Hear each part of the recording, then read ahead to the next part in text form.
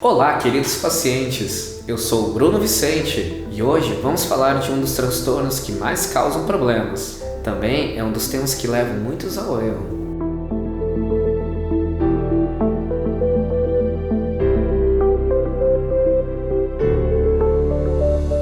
Aposto que você deve conhecer alguém que acha que a depressão se resume apenas à tristeza. Não, meus amigos, isso é muito mais complexo. Então, vamos descobrir comigo?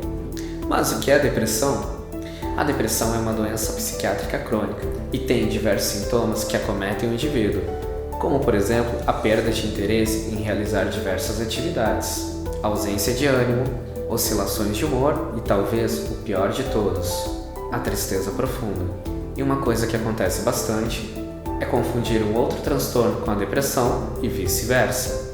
Normalmente isso acontece, pois pessoas comuns não têm o conhecimento necessário para discernir os sintomas de ansiedade, por exemplo, de um quadro depressivo.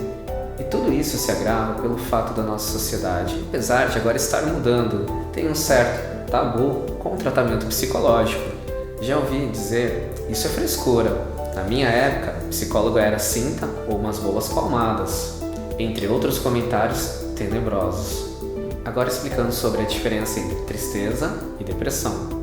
Por exemplo, a tristeza normalmente ocorre por conta de um evento que acontece no cotidiano da pessoa. Normalmente, após alguns dias, a pessoa já consegue assimilar tudo o que ocorreu, se recuperar daquela sensação um pouco desconfortável. Já por sua vez, a depressão também traz um sentimento de tristeza, mas com muitos outros agravantes, como por exemplo, a falta de ânimo. A falta de prazer em realizar atividades que antes lhe deixavam feliz. Apatia também é comum em alguns casos. Insegurança, insônia e sensação de vazio. O paciente desenvolve medos que antes não existiam, entre outros.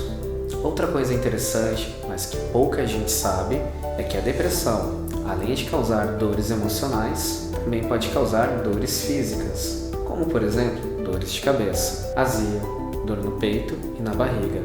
Ombros e nuca também sofrem.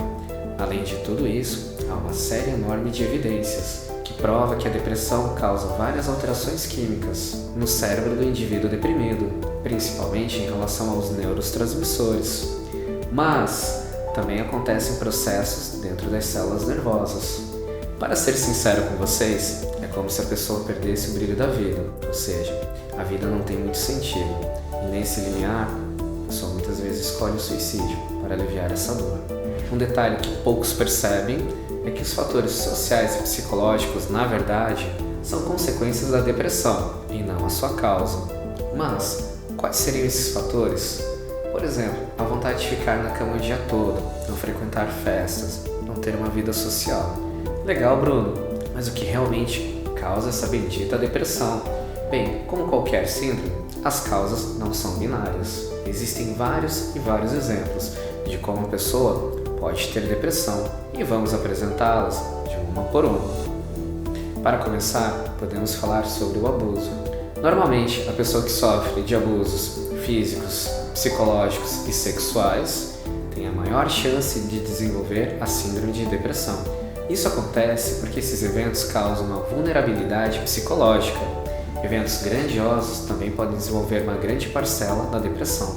Por incrível que pareça, não é apenas os eventos negativos que podem causar a depressão. Eventos positivos, como se mudar para uma nova cidade, ter uma nova rotina, um novo trabalho, também podem desencadear. Em alguns casos, a depressão pode se desenvolver por conta do fator genético.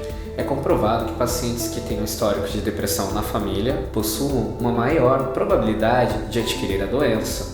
Doenças como o câncer também podem contribuir para a depressão. Isso é claro, pelo fato de ser grave e ter uma taxa consideravelmente alta de mortes ou por ser muito agressiva, podem levar o indivíduo a ter pensamentos cada vez mais negativos, o que lhe deixa instável emocionalmente. Infelizmente, o luto também pode ser um agravante.